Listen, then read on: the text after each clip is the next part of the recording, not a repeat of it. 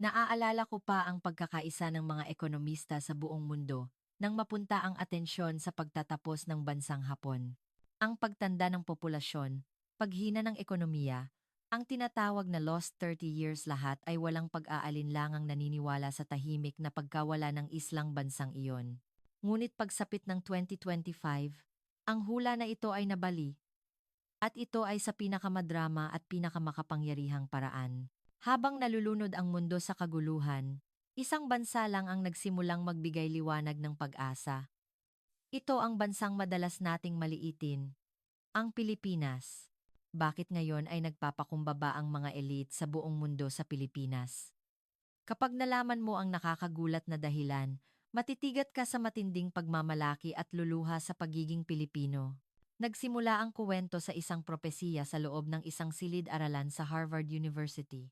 Hindi na maaaring umikot ang mundo kung wala ang bansang ito. Ang bansa na humahawak sa kapalaran ng buong mundo. Ang Pilipinas. Door ang door. Ang pili ang bansang. Ang Amerika at Sina, Alemanya lahat ay babagsak, maliban sa iisang bansa. Ang isang pangungusap na binitawan ng isang propesor sa Harvard ay nagdulot ng matinding pagkabigla sa mga estudyante. Ang paniniwala ng mga estudyante ay ang huling makakaligtas ay isang malaking bansa sa Europa. Ngunit ang sagot na lumabas sa kanyang bibig ay, sa halip, ay ang Pilipinas. Saglit na nanahimik ang silid-aralan at pagkatapos ay narinig ang bulungan at pagdududa. Ngunit habang nagpapatuloy ang paliwanag ng propesor, ang ekspresyon ng mga estudyante ay nagbago tungo sa matinding pagkamangha at paggalang. Ang lihim ng Pilipinas na hindi inaasahan ng sinuman. Alamin agad. Kung interesado ka sa kwento ngayon, mangyaring panoorin hanggang sa huli, mag-iwan ng like at mag-subscribe sa channel. Tumayo ako sa harap ng silid-aralan ng Harvard. Siyam na estudyante ang nakaupo ng tahimik, halos hindi humihinga. Sila ang pinakamahuhusay na individual mula sa iba't ibang bansa, Amerika, Sina, Pilipinas, Alemanya, Pransya, at iba pa. Hinarap ko ang pisara, kinuha ang chalk, at dahan-dahang sinulat ang unang pangungusap. Ang Amerika, Hapon, Sina, Alemanya lahat ay babagsak, maliban sa iisang bansa. Naging yelo ang silid-aralan. Walang isa man ang naglakas loob na huminga. Namutla ang mukha ni Julia, ang anak ng isang pamilya ng politiko sa Amerika. Ito ang unang pagkakataon na nakita ko siyang ganoon. Mahigpit na hinawakan ni Iwe ang kanyang panulat. Ang mga ugat sa kamay ng opisyal ng gobyerno ng Tsina ay umalsa. Si Maria Santos, ang estudyanteng Pilipina, ay kinagat ang kanyang labi at mahigpit na humawak sa mesa. Bumilis ang tibok ng puso ko. Ito ang pinakamahalagang lecture sa loob ng 30 taon ko bilang scholar. Dahan-dahan ko silang tiningnan at pagkatapos ay sumulat ako ng 5 salita sa pisara. Revolution ng Artificial Intelligence AI, krisis sa pagkain, pagbagsak ng supply chain, hyper-aging, banta ng digmaan. Ang 5 ito ay sabay-sabay na sumasalanta sa mundo ngayon. Itinuro ko ang unang item. Sa Silicon Valley noong nakaraang taon, 150,000 katao ang natanggal sa trabaho. Katumbas ito ng buong populasyon ng Boston na nawalan ng trabaho. Ginawa ito ng Google Meta at Amazon. Sinimulan ng mga estudyante na buksan ang kanilang mga laptop at hanapin ang mga salita ko. Wall Street Journal, Washington Post lahat ay nagtanggal ng mga reporter. Pinalitan sila ng artificial intelligence. Ang mga reporter na may 40 taong karera ay pinalayas ng mga computer. Huminto ako sandali. Nag-angat ng tingin ang mga estudyante. Ngunit may kakaibang nangyari. Isang bansa lang ang sumalungat. Ginawa nilang kaibigan ang AI. Hindi kaaway. Nagulo ang silid-aralan. May sumigaw. Anong bansa po? Hindi ako sumagot. Sa halip, itinuro ko ang pangalawang item. Sa Aprika, dumoble ang presyo ng butil. Ang trigo na sapat para sa isang pamilya sa loob ng isang buwan ay naging sapat lang para sa isang linggo. Nagsimula ang taggutom. 1 milyong bata ang nagugutom. Bumaba ang boses ko. Gumawa ng Inflation Reduction Act ang Amerika, isang batas na nagbibigay ng subsidy sa sarili nilang produkto. Gayon din ang ginawa ng Europa. Naputol ang supply chain. Isa sa 3 pabrika sa Alemanya ang nagsara. Gumuho ang isang kumpanya na may 100 taong tradisyon. Namutla ang mukha ni Hans na nagmula sa isang pamilya ng automotive industry ng Alemanya. Professor, ano po ang solusyon? Umiling ako. Isang bansa lang ang nakakita ng solusyon. Sabay kong itinuro ang pangatlo at pang-apat na item.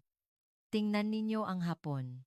Isa sa 3 tao ay 65 taong gulang pataas. Ang ekonomiya ay tumigil sa loob ng 30 taon. Ang mga kabataan ay nawalan ng pag-asa. Ngunit isang bansa ang ginawa itong pagkakataon. Sumandal si Maria Santos.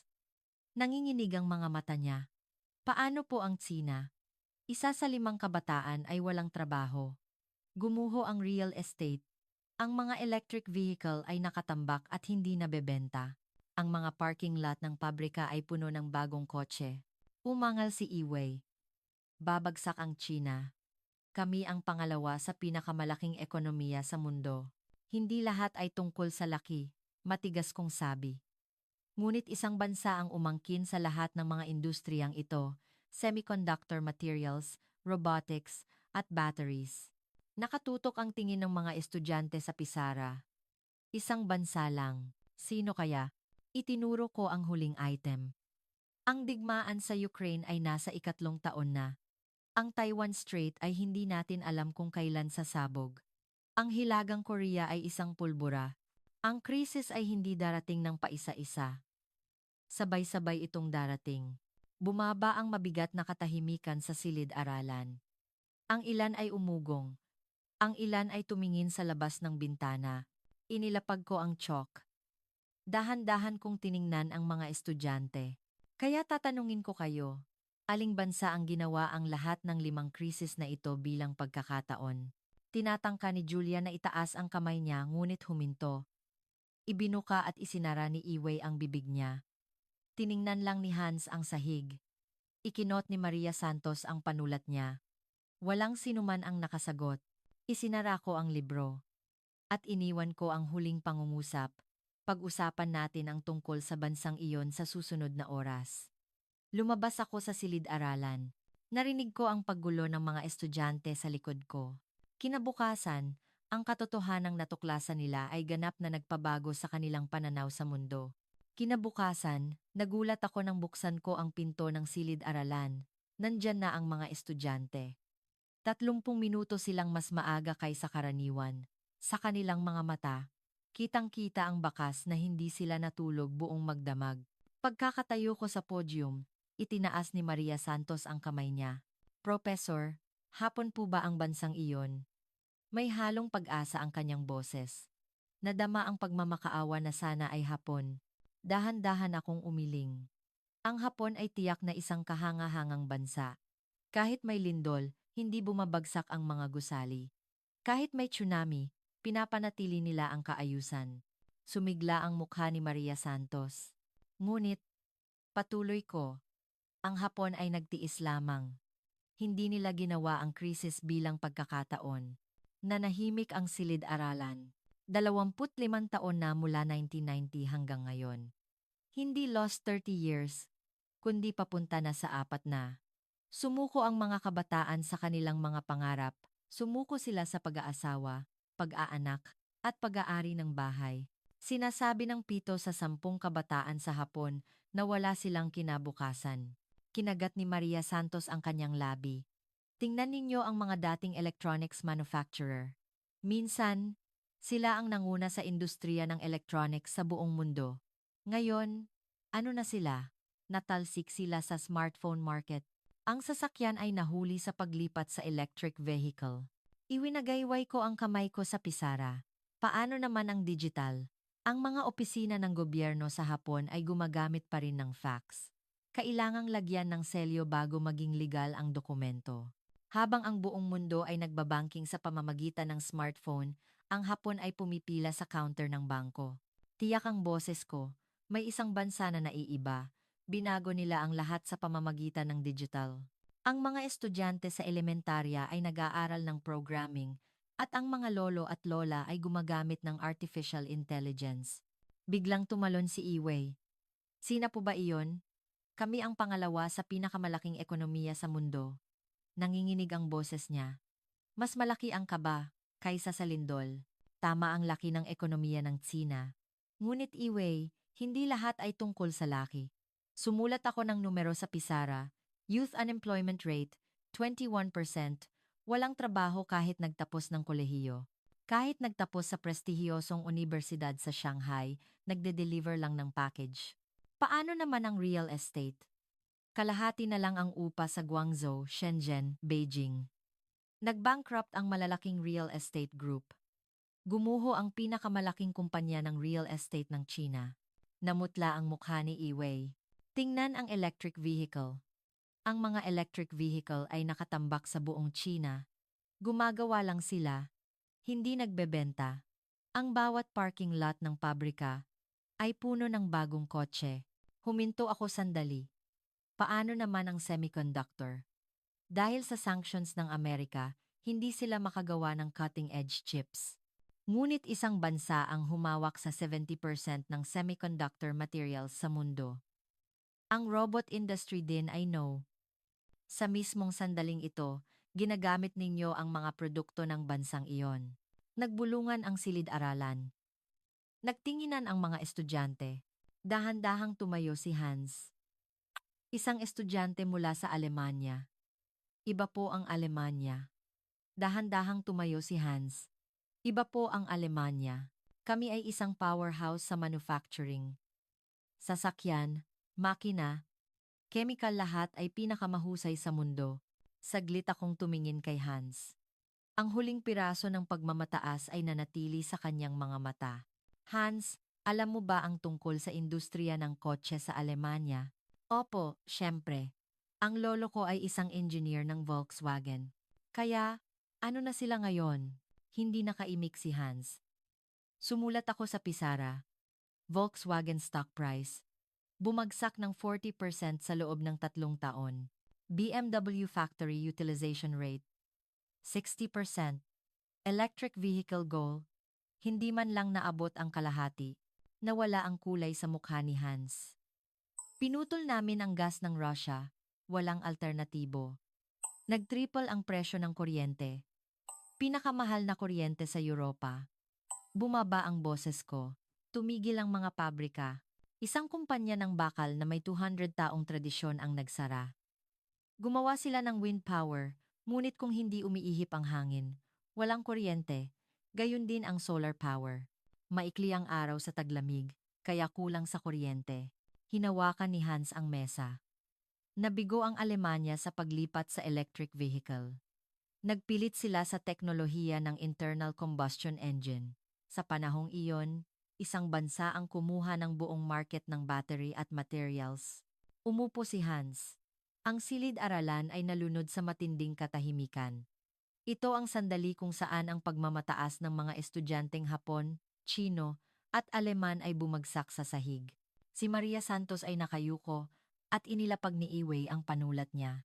Dahan-dahan kong tiningnan ang mga estudyante. Ang mga dakilang bansa ay bumabagsak. Ang mga makapangyarihang bansa na naghari sa loob ng 100 taon ay nawawalan ng lakas. Ngunit isang maliit na islang bansa ang pumupuno sa pwesto nila. Mahinang nagtanong si Julia, Professor, aling bansa po iyon? Ngumiti ako.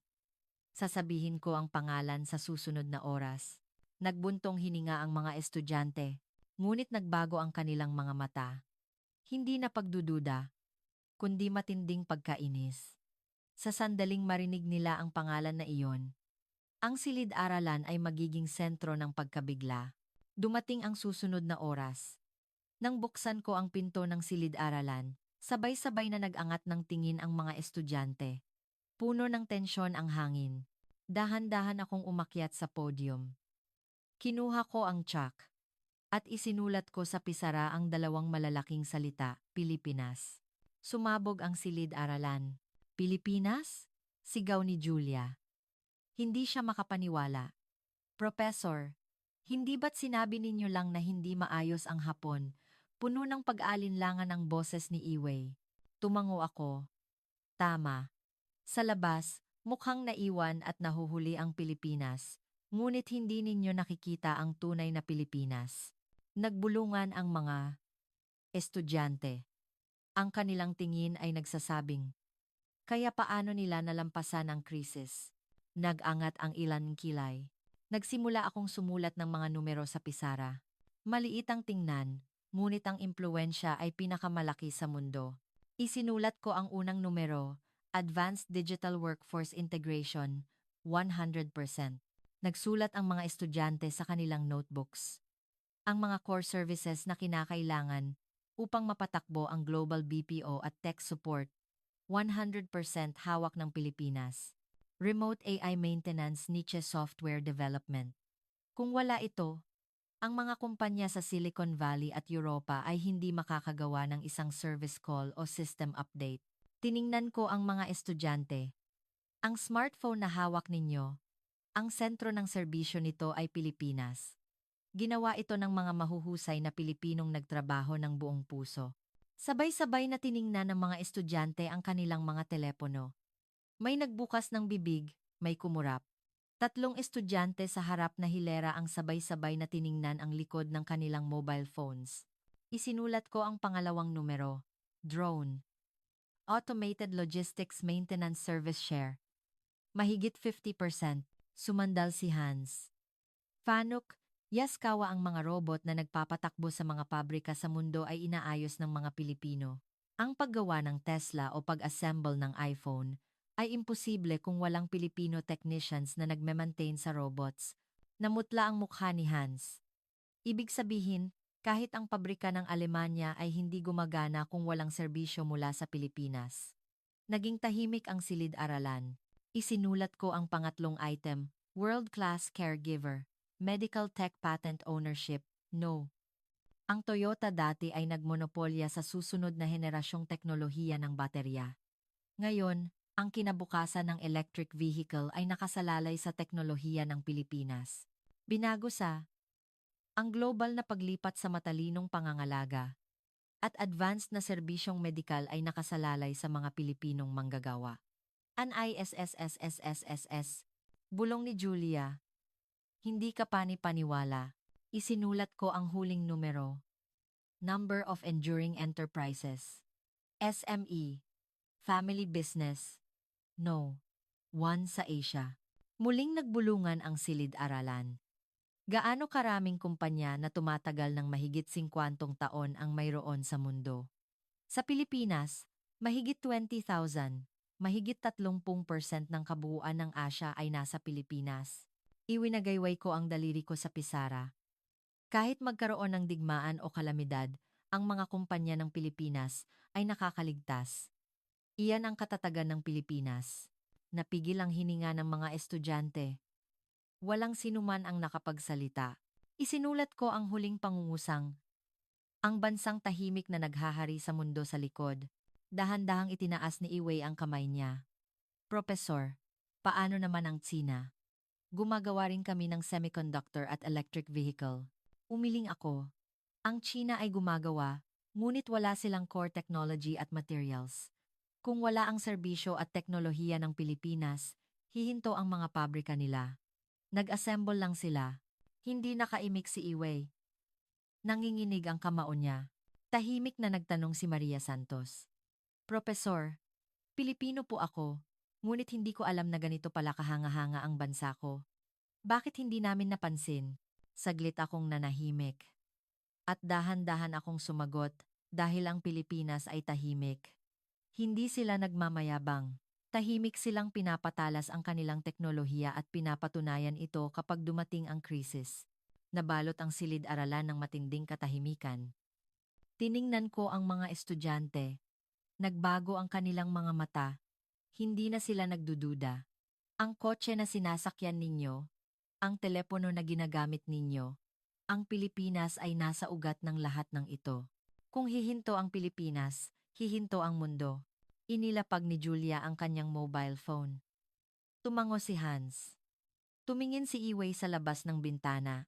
Inilapag ko ang chalk. Sa susunod na oras, pag-uusapan natin kung paano nagawa ito ng Pilipinas. Ang kanilang malasakit at bayanihan. Nagtinginan ang mga estudyante. Gusto na nilang malaman. Talagang gusto na nilang malaman ang lihim ng tahimik na islang bansa na humawak sa mundo.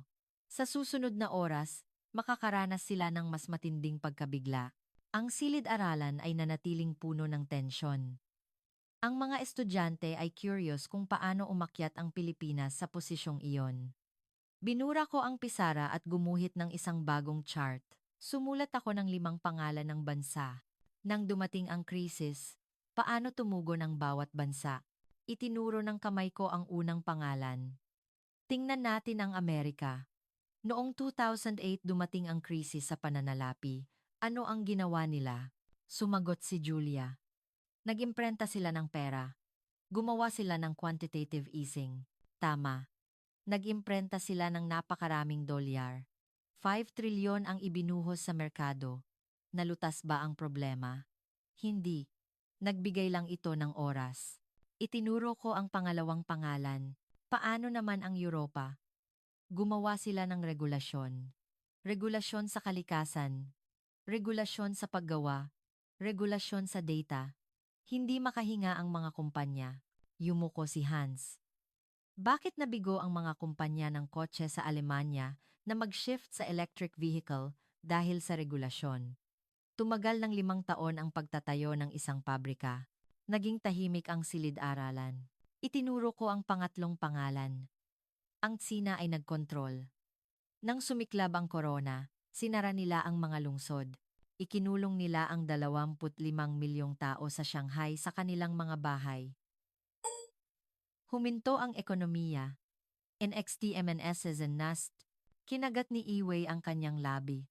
Nang gumuho ang real estate, ano ang ginawa nila? Isinara nila ang media. Nag-censor sila. Hindi nawala ang problema. Ginawa lang nilang hindi masabi. Ang boses ko ay tiyak. Tingnan natin ang hapon dating version. 30 taon na ang nakalipas. Sumabog ang bubble. Ano ang ginawa nila? Taradali ang BA Coursera. Mahinang sumagot si Maria Santos. Nagtiis sila. Tama. Nagtiis sila. Ngunit hindi lang basta nagtiis. Iginuhit ko ng malaki ang huling pangalan sa pisara. Pilipinas. Ang Pilipinas ay iba. Ginawa nila ang krisis bilang pagkakataon. Nagsimula akong sumulat ng mga petsa sa pisara. Marso 11, 2011. Dati, Nobyembre 2013, Super Typhoon Yolanda, Haiyan, isang kalamidad na halos magpabagsak sa bansa. Ano ang ginawa ng Pilipinas? Itinuro ko ang pangalan ng Pilipinas. Nagkaroon ba ng riot? Nagkaroon ba ng pagnanakaw? Umiling si Julia. Hindi. Hindi nagkaroon. Tama. Ang mga tao ay pumila ng maayos. Inuna nila ang iba, bago ang sarili. Ang tindera, sa convenience store ay nagbigay ng mga produkto ng libre. Kahit ang mga miyembro ng gang ay tumulong magluto. Napigil ang hininga ng mga estudyante. Nagulat ang mundo. Isang bagay na hindi kayang gawin ng Amerika o Europa. Sa gitna ng kalamidad, nagliwanag ang kaayusan at malasakit. Lumaki ang mata ni Julia. Posible po iyon? Nagawa ng Pilipinas. At ang espiritu na iyon ay nasa teknolohiya rin nila. Gumagawa para sa lahat, hindi lang para sa sarili. Iyan ang tatak Pinoy. Isinulat ko ang susunod na petsa, 2020, Corona. Nagsara ang buong mundo. Tiningnan ako ni Iway ng may kaba. Hindi sila nag-lockdown ng sapilitan. Hindi sila nagpilit. Ngunit ang buong bansa ay nagmaskara. Hindi dahil sinabi ng gobyerno, kundi dahil ayaw nilang makasagabal sa iba. Nanginginig ang kamao ni Iway. Ano ang resulta? Ang Pilipinas ay may pinakamababang death rate sa mga pangunahing bansa. Pinangalagaan nila ang kalayaan habang pinangangalagaan ang buhay. Tiningnan ko ang mga estudyante. Ang ibang bansa ay nagtangkang lutasin sa pera o kontrolin sa pamamagitan ng lakas. Nilampasan ng Pilipinas sa pamamagitan ng kamalayan ng mamamayan. Tahimik ang silid-aralan. Walang sinuman ang nakasagot. Dahan-dahan akong nagsalita. Hindi natatakot ang mga Pilipino sa krisis. Hindi sila tumatakas. Tahimik, ngunit malakas. Nalalampasan nila ito ng magkakasama. Personal kong kinumpirma kung saan nagmula ang lahing iyon. Tahimik na nagtanong si Maria Santos. Profesor, kahanga-hanga po ba talaga? Saglit akong nanahimik. At tiyak akong nagsalita. Personal akong pumunta sa Pilipinas. Saglit na nabalot sa katahimikan ang silid-aralan. Kahit ang paghinga ng mga estudyante ay hindi marinig. Sa susunod na oras, pag-usapan natin ang Pilipinas na nakita ko. Isinara ko ang libro. Hindi gumalaw ang mga estudyante. Ang nakita ko sa NAIA o Mactan Global Hub para sa upgrade ay hihigit sa kanilang imahinasyon. Sa susunod na oras ng lecture, puno na ang silid-aralan. May nakatayo na ring mga estudyante sa koridor. Narinig din ng mga estudyante mula sa ibang kurso ang balita. Tumayo ako sa podium. Noong Setyembre ng nakaraang taon, lumapag ako sa NAIA Terminal 3 o Mactan. Napigil ang hininga ng mga estudyante. Lahat ay naghihintay sa susunod kong salita. Nang bumukas ang pinto ng eroplano, alam ko na. Iba ang antas dito kaysa sa Amerika. Ang boses ko ay may halong paghanga. Isipin ninyo ang JFK Airport. Lumang gusali. Sirang escalator. Immigration na naghihintay ng 2 oras. Madumi ang banyo. At ang mga empleyado ay hindi magiliw. Tumango si Julia. Paano naman ang Heathrow? 1 oras at kalahati para hanapin ang bagahe. Madalas ding nawawala. Ang Charles de Gaulle ay malinis, ngunit mabagal. Lahat ay gumagalaw ng dahan-dahan. Sumulat ako ng numero sa pisara. NAIA T3 Mactan, Immigration, 50 minuto, bagahe, 10 minuto, Customs, 3 minuto, kabuuan, 11 minuto. Nagbulungan ang mga estudyante. Ngunit ang nakakagulat ay hindi lang ang bilis. Hindi ang pasilidad ang nakita ko, kundi ang tao. Naalala ko ang araw na iyon. Pumasok ako sa banyo. May naglilinis na 50 taong gulang. Nang maghugas ako ng kamay, agad niyang pinunasan ang mga patak ng tubig. At ngumiti siya at nagsabi, "Maligayang pagdating po." Nagulat ang ekspresyon ni Maria Santos. Nagtanong ako, "Bakit po ginagawa ninyo iyan?" Ngumiti siya at nagsabi, "Ito po ang pasukan ng Pilipinas. Gusto ko po na komportable ang mga bisita." Lumakas ang boses ko. Ang mga cleaner sa JFK ay nakatingin sa kanilang phone. Ang mga empleyado sa Heathrow ay parang nababagabag. Ngunit ang cleaner sa Pilipinas ay may pride na kumakatawan sa bansa. Naging tahimik ang silid-aralan. Pumunta ako sa information desk. Mayroong isang batang empleyado na 20 taong gulang. Nagtanong ako ng paraan papuntang city proper ng Maynila. Huminto ako sandali. Ibinuka ng empleyado ang mapa. May pula siyang panulat at tinuro ang 3 paraan. Bus, train, taxi. Presyo, oras, kalamangan, at kahinaan lahat. Ano ang ginagawa sa ibang bansa? Ituturo lang sa kabilang direksyon. Ang empleyado sa NAIA ay iba. Napakabait, parang nag-guide ng pamilya. Tumango ang mga estudyante. Sa sandaling iyon, napagtanto ko, ito ang bansang nalampasan ang maraming kalamidad. Nanginginig ang boses ko. Ngayon, sila ang pinakamahusay na paliparan sa mundo. Sa loob ng maraming taon, sila ang No. 1 sa pinakamalinis na paliparan sa mundo. Hindi ang pasilidad ang gumawa nito, kundi ang tao. Nanahimik ang silid-aralan. Libreng wifi, malinis na shower room, massage chair na magagamit ng sinuman. Ang Amerika ay isang economic giant, ngunit ang serbisyo sa paliparan ay tulad ng isang developing country. Paano naman ang Pilipinas? Lahat ay perpekto. Iwinagayway ko ang kamay ko sa pisara. Ang pinakagulat ko ay ang mga mata ng mga empleyado. May pride. Ang ekspresyon ay nagsasabing ipinagmamalaki nila ang kanilang trabaho. Ang damdamin ko ay nasa boses ko. Ang mga empleyado sa JFK ay pagod. Ang Heathrow ay mekanikal. Ang NAIA ay iba. Ang malasakit care, empathy, ay buhay. Tahimik na nagtanong si Maria Santos. "Profesor, ganoon po ba talaga ang kaibahan?" Tumango ako. 3 oras ako sa paliparan. Nakita ko ang halos 30 empleyado. cleaner, information desk, duty-free shop attendant, security guard. Iba-iba ang edad, mula 20s hanggang 70s. Huminto ako sandali. Lahat sila ay pareho. May kumpiyansa. Isang tingin na ipinagmamalaki nila ang bansa na ito. Ang pagmamalaki sa bansa na ipinagtanggol ng kanilang mga ninuno. Nabalot ang silid-aralan ng matinding katahimikan. Iniwan ko ang huling salita. Ang naya, Mactan ay ang kinabukasan mismo. At napagtanto ko, ang dahilan kung bakit nanalo ang Pilipinas sa krisis. Hindi ang pasilidad, kundi ang tao. Ang mga taong may pride. Lumiwanag ang mata ng mga estudyante. Sa susunod na oras, pag-uusapan natin kung paano ginawa ng Pilipinas ang pagtanda ng populasyon bilang pagkakataon. Lumabas ako sa silid-aralan. Sa likod, nagsimula ang matinding diskusyon ng mga estudyante.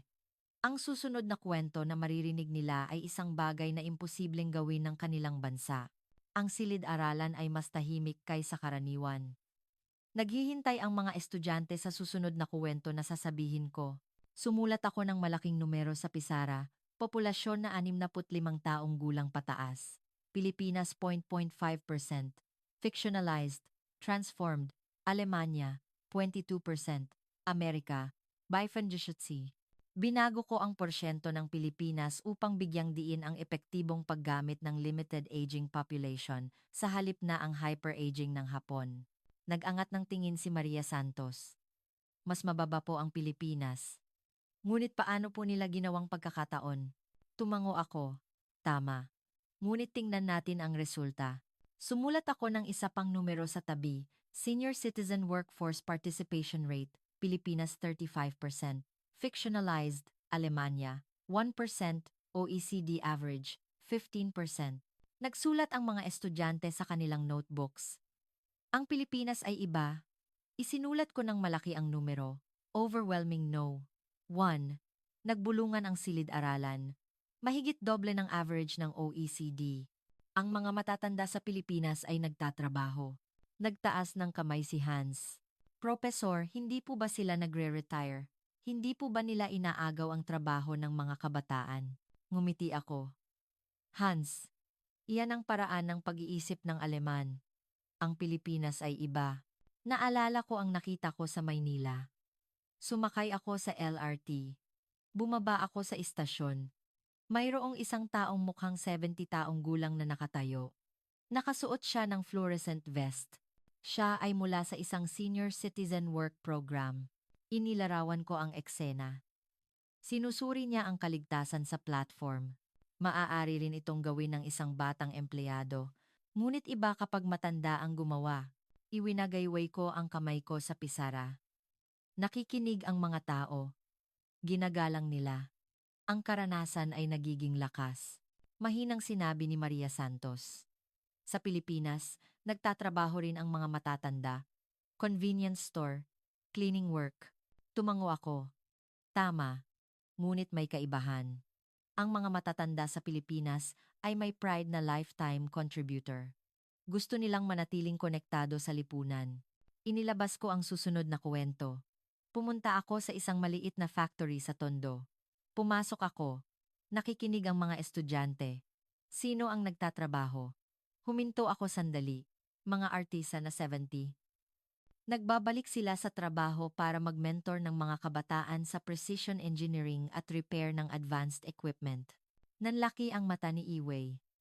Ang kanilang ginagawa ay ang pag-aayos ng mga bahagi ng high-tech, tulad ng mga drone o medical equipment. Isang teknolohiya na hindi kayang gayahin ng mga kabataan. Ang boses ko ay may halong paghanga. Hindi sila nagkakamali ng 0.001 mm. Ang himala ay ginawa ng 60 taong karanasan. Naging tahimik ang silid-aralan. Paano naman ang Alemanya, kapag nagretiro, nasa bahay sila? Ang Amerika ay naggo-golf sa Florida. Ang Pilipinas ay iba. Ibinabahagi nila ang teknolohiya. Ibinabalik ang karanasan sa lipunan. Yumuko sina Hans at Maria Santos. Hindi sila pabigat, kundi yaman. Nagbigay pa ako ng mas maraming halimbawa. Pumunta ako sa isang malayong isla. Ang mga matatanda ay nagtatanim ng niche crops o nag-aalaga ng sustainable resources. Ito ay isang negosyo na nakatuon sa advanced organic materials. Kumikita sila ng milyon-milyon taon-taon sa pamamagitan ng pagbebenta ng mga bioproducts sa mga international buyer. Nagulat ang ekspresyon ni Julia. Gamit ang mga organikong produkto? Tama. Ang 80 taong gulang na lola ay gumagamit ng tablet para pamahalaan ang mga order. Hindi sila nagpupunta sa ospital. Dahil masaya silang nagtatrabaho, nagbulungan ang mga estudyante. Paano naman ang mga matatanda sa Amerika? Nahihiwalay sila sa lipunan. Ang Pilipinas ay iba. Nagtatrabaho sila. Nagtuturo sila. Sila ay nasa loob ng lipunan. Itinuro ko ang pisara. Ang matatanda sa Pilipinas ay hindi pabigat. Sila ang platinum generation. Ang karunungan na natipon nila sa buong buhay nila ay sumusuporta sa pundasyon ng bansa. Nabalot ang silid-aralan sa matinding katahimikan. Naalala ng mga estudyante ang kanilang sariling bansa. Idinagdag ko ang huling salita. Ginawa ng Pilipinas ang krisis bilang resource. Hindi sila natakot sa pagtanda ng populasyon. Ginawa nila itong bansa ng kasanayan. Tahimik na nagtanong si Maria Santos. Professor, paano po nagawa ng Pilipinas iyon? Ngumiti ako. Pag-usapan natin sa susunod na oras. Kung paano tinitingnan ng Pilipinas ang teknolohiya ng hinaharap. AI at robotics. Nagbago ang mata ng mga estudyante. Gusto na nilang matuto.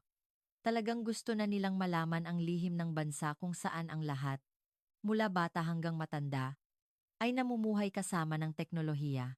Pagbukas ko ng pinto ng silid-aralan, naghihintay na ang mga estudyante. Ang pag-asa ay nadama sa kanilang mga ekspresyon. Tumayo ako sa podium at nagtanong ako, aling bansa ang natatakot na ang AI at robotics ay aagaw sa trabaho nila? Sabay-sabay na nagtaas ng kamay ang mga estudyante. Lahat ay ang sarili nilang bansa. Tama. Amerika, Europa, sina lahat ay natatakot. Sumulat ako ng malaki sa pisara, ang Pilipinas ay iba. Nag-angat ng tingin ang mga estudyante. Hindi natatakot ang Pilipinas sa mga robot. Itinuturing nila itong kaibigan. Naalala ko ang nakita ko sa Maynila. Pumunta ako sa isang elementary school. Classroom ng grade 3. Nagbukas ng notebook si Julia. Ang mga bata ay nakaupo sa harap ng tablet. Ano ang ginagawa nila? Huminto ako sandali. Pinapagalaw nila ang robot. Nagbulungan ang silid-aralan. Grade 3 students, nagre-robot? Hindi makapaniwalang nagtanong si Hans. Tama. Nagpo-program sila at pinapalakad ang robot. Nagtanong ang guro. Ano ang robot? Sumagot ang bata. Si Voltes V. Si Mazinger Z. Binago sa Filipino Childhood References o mga robot na hero, partner. Ang boses ko ay may halong paghanga. Ano ang sinasabi ng mga bata sa Amerika? Terminator. Natatakot sila. Ang mga bata sa Pilipinas ay iba. Ang robot ay kaibigan. Isang nilalang na tumutulong. Namutla ang mukha ni na Hans at Julia. Ang Pilipino ay may konsepto ng bayanihan, communal unity, na umaabot sa teknolohiya.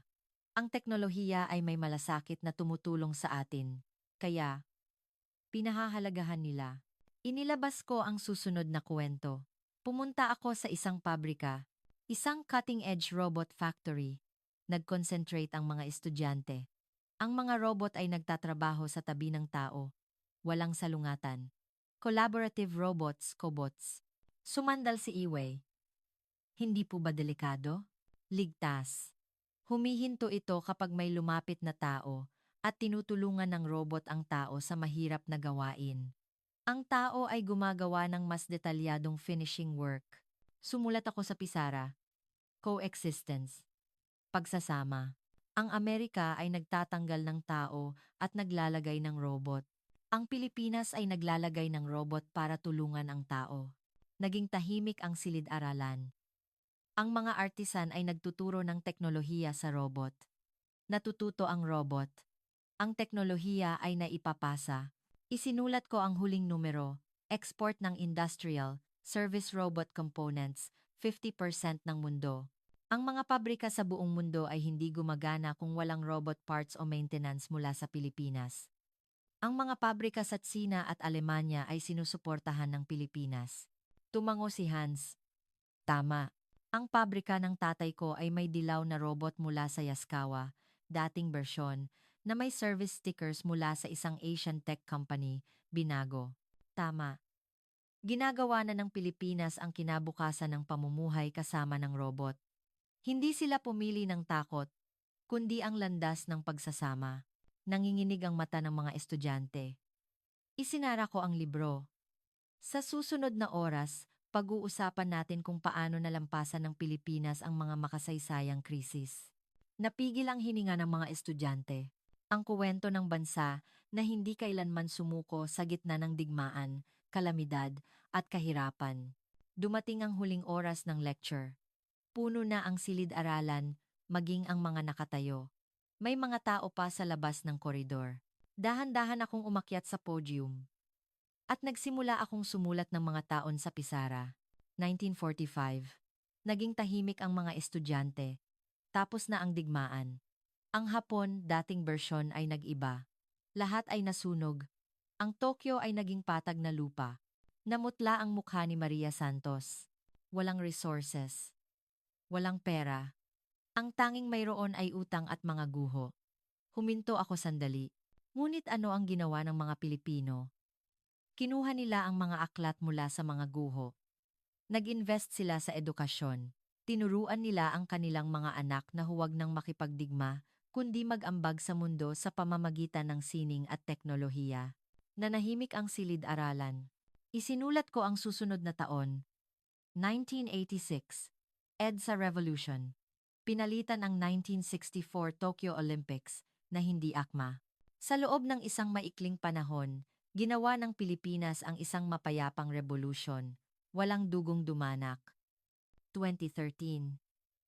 Super Typhoon Yolanda. Da, da, da, da, da, da, da, da.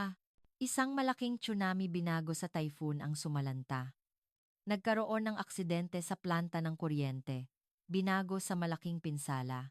Sabi ng mundo, tapos na ang Pilipinas. Naalala ko ang sandaling iyon. Ngunit hindi nagreklamo ang mga Pilipino. Tahimik silang naglinis ng mga guho. Walang riot, walang pagnanakaw. Nagtulungan sila. Lumambot ang mata ng mga estudyante. Nagbigay galang ang mundo sa eksenang iyon. Mataas na pagtitiis. Nabalot ang silid-aralan sa matinding katahimikan. At bumangon ang Pilipinas. Naging mas malakas, mas ligtas na bansa. Isinulat ko ang huling taon, 2025. Ngayon, ang Pilipinas ay tahimik, ngunit tiyak na nangunguna sa mundo. Digital, robotics, aerospace components, healthcare, ang mga teknolohiya na kailangan para sa kinabukasan ng sangkatauhan ay hawak ng Pilipinas. Dahan-dahan kong tiningnan ang pisara. Ang mga taon ay nakasulat ng sunod-sunod. 1945 hanggang 2125. 20 taon. Ang boses ko ay umalingaw-ngaw. Pagkatapos ng pagkatalo, kalamidad, krisis sa ekonomiya. Walang tigil ang pagdating ng krisis. Napigil ang hininga ng mga estudyante. Ngunit ang krisis ay hindi nakapagpabagsak sa Pilipinas. Sumulat ako ng malaki sa pisara, Pilipinas. Nanahimik ang silid-aralan. Isang maliit na islang bansa, walang resources. Ngunit ang pinakamalakas na bansa, isang himala na itinayo ng ating mga ninuno sa pamamagitan ng tiyaga at bayanihan. Ang boses ko ay puno ng kumpiyansa. Bakit? Tahimik na tumayo si Julia. Nagsimula siyang pumalakpak. Sumunod si Hans. Tumayo rin si Iway at Maria Santos. Ang buong silid-aralan ay tumayo at pumalakpak. Tiningnan ko ang mga estudyante. Nagbago ang kanilang mga mata. Ang bansa na nagpapabago ng desperasyon tungo sa pag-asa. Ang pangalan ay Pilipinas. Lalong lumakas ang palakpakan. May ilan na nagpunas ng luha. Iniwan ko ang huling salita. Matuto rin kayo. Huwag matakot sa krisis. Lampasan ito sa harmonya at pagsisikap tulad ng Pilipinas. Tapos na ang lecture. Ngunit hindi umalis ang mga estudyante sa kanilang mga upuan. Alam na nila, ang maliit ngunit malakas na bansa, ang Pilipinas na dapat nating igalang. Ang tunog ng palakpakan na bumalot sa silid-aralan ng Harvard ay dahan-dahang nagbago tungo sa isang tahimik na pag-uulit. Ang mga mata ng mga estudyante ay wala ng pagdududa o awa. Ang naroon ay isang malalim na paggalang sa hindi kilalang lakas. Tapos na ang Pilipinas. Naaalala mo ba ang mga salitang binitawan ng mga ekonomista sa buong mundo sa simula ng kwento? Ang brain drain, ang political instability, ang traffic sa mga numero lang, maaaring mukhang dahan-dahang lumulubog ang Pilipinas. Ngunit ang katotohanan na nasaksihan natin ngayon sa silid-aralan ay ganap na naiiba. Ang panahong iyon ay hindi kailanman nawala, habang ang mundo ay tumatakbo at hinahabol lang ang kahusayan at kita.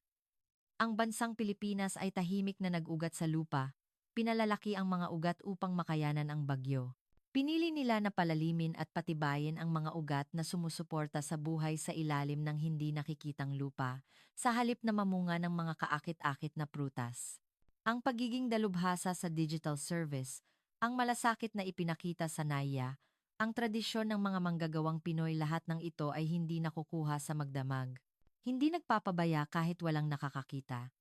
Inuuna ang ibabago ang sarili. Sa mahirap na panahon, hindi nag-aaway, kundi nagtutulungan. Ang normal na pang-araw-araw na buhay na ito para sa mga Pilipino ay naipon sa loob ng maraming taon, at ngayon ay naging isang higanteng bato na sumusuporta sa mundo. Isipin ninyong muli ang kahulugan ng luha ni Maria Santos. Hindi lang ito nagmumula sa pagiging makabayan. Hindi ba't ito ay kapayapaan na ang mga pinahahalagahan nila ay tama at pasasalamat sa kaluluwa na ipinagtanggol ng kanilang mga ninuno? Tulad ng napagtanto ni Hans, ang estudyanteng Aleman, ang pagtanda ng populasyon ay hindi pabigat sa lipunan, kundi isang pagkakataon upang ipasa ang karunungan ng kasanayan sa susunod na henerasyon. Tulad ng natutunan ni Iwei, ang estudyanteng Chino, ang tunay na lakas ay hindi ang laki o lakas ng boses. Ang manatiling kinakailangan na presensya, kahit maliit, iyon ang patunay ng isang tunay na powerhouse. May gusto akong sabihin sa iyo na nanonood ng video na ito ngayon. Kung nararamdaman mo ang parochialism sa Pilipinas ngayon, kung nag-aalala ka sa kinabukasan, mangyaring tumingin ka at magkaroon ng kumpiyansa. Ang malinis na kalye sa paligid mo, ang eksaktong pagdating ng package, ang mga tao na pumipila ng maayos sa panahon ng kalamidad, lahat ng ito ay ang himala ng Pilipinas na ikinagagalak at hinahangaan ng mundo. Sabi ng professor sa Harvard, ang Pilipinas ay muling ipinanganak sa bawat krisis. Tulad ng pagbangon mula sa mga guho ng digmaan, tulad ng pagharap sa hinaharap mula sa kalungkutan ng kalamidad, ang Pilipinas ay mayroon ng sagot para sa lahat ng mga krisis na kinakaharap ng mundo ngayon. Ang dibisyon, ang pag-iisa, at ang takot sa hindi kilalang teknolohiya. Ang kinabukasan kung saan ang tao at tao, kalikasan, at teknolohiya ay nagsasama sa espiritu ng bayanihan.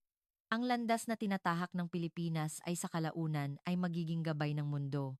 Hindi tahimik na pagkawala, kundi tahimik na pag-asa.